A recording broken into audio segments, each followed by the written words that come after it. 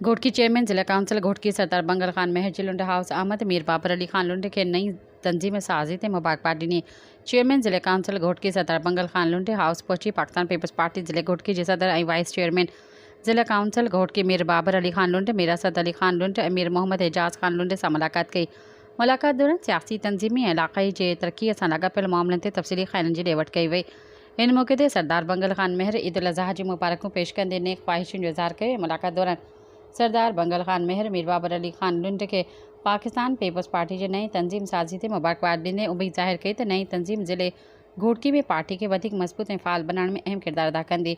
इन मौक़े ते मीर बाबर अली खान लुंड सरदार बंगल खान महर के लुंड हाउस पहुचण ते भलीकार कंदे शुक्रिया अदा कयो ऐं चयो त नई तंजीम साज़ी खां पोइ पार्टी घोटकी ज़िले में वधीक मज़बूत ऐं फ़ाल किरदार अदा कंदी।